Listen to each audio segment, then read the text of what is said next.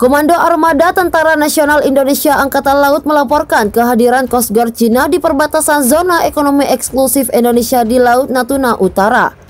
Coast Guard Cina mengawal beberapa kapal nelayan negeri tirai bambu yang sedang melakukan aktivitas perikanan.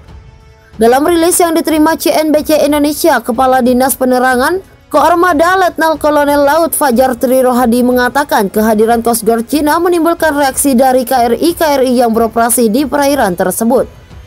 Saat melaksanakan patroli sektor di perbatasan ZEE Laut Natuna Utara, tepatnya pada posisi 05 0620 U 1091580T, mendeteksi satu kontak kapal di radar pada posisi 05 1414 U 1092244 jarak 11,5 nm menuju selatan dengan kecepatan 3 knots, ujar Fajar.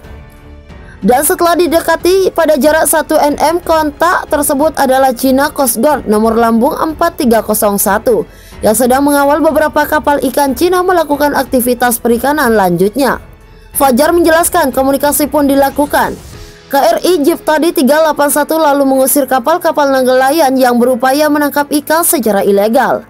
KRI Jeep Tadi 381 mencegah kapal CCG 4301 untuk tidak mengawal kegiatan ilegal unregulated finishing lantaran posisi berada di perairan ZEE. Koarmada I tetap berkomitmen melaksanakan tugas pokok dan tetap berpegang pada prosedur dengan tujuan menjaga kedaulatan wilayah dan keamanan di kawasan sekaligus menjaga stabilitas di wilayah perbatasan, kata Fajar. Pemerintah Indonesia bahkan memanggil Dubes Cina untuk Republik Indonesia di Jakarta untuk melayangkan nota protes keberatan. Menanggapi pemanggilan itu, juru bicara Kementerian Luar Negeri Cina, Geng Snuang, menegaskan perairan di sekitar Kepulauan Nansa tidak jauh dari perairan Natuna masih menjadi milik Cina. Kementerian Luar Negeri Indonesia juga telah merilis siaran pers.